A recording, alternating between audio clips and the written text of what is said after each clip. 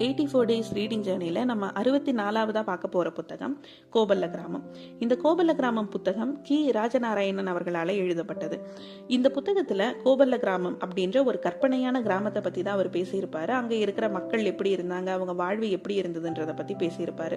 இந்த கற்பனையான ஒரு கிராமமாக இருந்தால் கூட இதில் சொல்லப்பட்டிருக்கிற சில செய்திகள் உண்மையாகவே நடந்ததை தழுவி அவர் எழுதியிருப்பார்.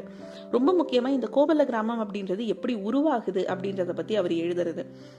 அதில் ஃபர்ஸ்ட் விஷயம் என்னன்னா, இந்த மக்கள்லாம் யாரு, இவங்க ஏன் தங்களுக்குன்னு ஒரு புது கிராமத்தை உருவாக்க நினைக்கிறாங்க அப்படின்னு சொல்றதுக்கான ரீசன். அது இங்க படையெடுப்பு நடந்துட்டு இருந்த காலகட்டத்தில் ஒரு இடத்தை விட்டு இன்னொரு இடத்துக்கு தன்னோட பொம்பளை பிள்ளைகளை காப்பாத்துறதுக்காக நிறைய மக்கள் இடம்பெயர்ந்து வந்தாங்க. ஏன்னா படையெடுத்து வர்றவங்க பெண் பிள்ளைகளை பிடிச்சிட்டு போறது அவங்களுக்கு ஒரு இதாவே இருந்தது. ஸோ பொம்பளை பிள்ளைகளை காப்பாற்றணும் அப்படின்றதுக்காகவே அந்த இடத்தை விட்டு இன்னொரு இடத்துக்கு நகர்ந்து வந்துட்டு இருக்கிற மக்கள் அவங்க தங்குறதுக்காக ஒரு ஊர் வேணும் அப்படின்னு முடிவு பண்றாங்க. அப்படி இந்த கோபல்ல கிராமம் உருவாக்கப்படுது. அதுவும் ஒரு அடர்ந்த காடா இருக்க அந்த இடம். அங்க ஒரு மாடு நிக்கும் போது இந்த மக்கள் ரொம்ப ஸ்ட்ராங்கா நம்புறாங்க, கடவுள் நமக்கு இந்த இடத்தை தேர்ந்தெடுத்து கொடுத்திருக்காரு.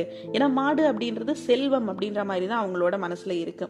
ஸோ நம்ம கடவுள் நமக்கு கொடுத்த இந்த இடத்தை நம்ம வெட்டி திருத்தி நம்மளோட ஊரை மாத்திக்கலாம் அப்படின்னு யோசிக்கிறாங்க. அந்த மாதிரி அவங்க தேர்ந்தெடுத்த இடத்த அவங்க திருத்தி அதுக்கப்புறமா அதை ஒரு ஊரா கட்டமைக்கிறாங்க. அங்க அவங்க வாழ ஆரம்பிக்கிறாங்க. இதுதான் அந்த கோபல்ல கிராமம் உருவானது. அதே மாதிரி அந்த கோபல்ல கிராமம் உருவானதுக்கு அப்புறமா அங்க நடக்கிற சில சம்பவங்களையும் இதுல விவரிச்சிருப்பாங்க.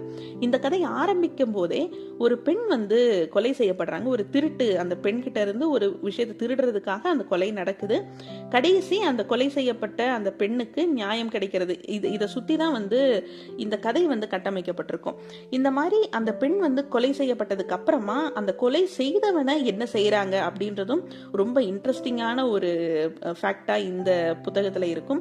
இதே மாதிரி நிறைய இடங்கள்ல நடந்திருக்கு அப்படின்றதும் நமக்கு தெரியும். வரலாற்று ரீதியா அதுக்கான நிறைய தரவுகள் நமக்கு இருக்கு.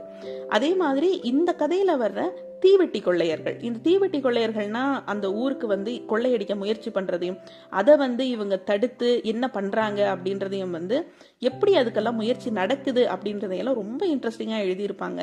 இவங்க மட்டும் வராங்களா அப்படின்னு கேட்டா இல்ல. அடுத்தது இந்த வெட்டுக்கிளிகள் ரொம்ப நிறைய கூட்டமா வெட்டுக்கிளிகள் அந்த ஊரையே சூறையாடுறது, எல்லா பயிர்களையும் கடிச்சு நாசம் பண்றது. இது இதுக்கு முன்னாடி இந்தியால ஒரு டைம் நடந்திருந்தது. அதை பத்தி நமக்கு நியூஸ்ல எல்லாம் வந்திருந்தது ரீசன்ட் டைம்ல நடந்தப்ப. இந்த மாதிரி நிஜமாவே அந்த ஊர்லயே நடந்திருக்கு அப்படின்ற மாதிரி இந்த கதை அப்பவே எழுதப்பட்டிருக்கும். இந்த மாதிரி ரொம்ப இன்ட்ரெஸ்டிங்கான விஷயங்கள்லாம் இந்த புத்தகத்துல இருக்கும். நம்ம கிராமத்தோட ஒரு சாயல், நம்ம கிராமம் எப்படியெல்லாம் இருந்தது, எப்படியெல்லாம் மனிதர்கள் அங்கே இருந்தாங்க, எப்படி வாழ்ந்தாங்க அப்படின்றதையெல்லாம் ரொம்ப சூப்பராக ரொம்ப உயிரோட்டமா இந்த கதையில சொல்லியிருப்பாங்க. எல்லாருமே ஒரு முறையாவது படிச்சு எக்ஸ்பீரியன்ஸ் பண்ண வேண்டிய ஒரு புத்தகம் இந்த புத்தகம்.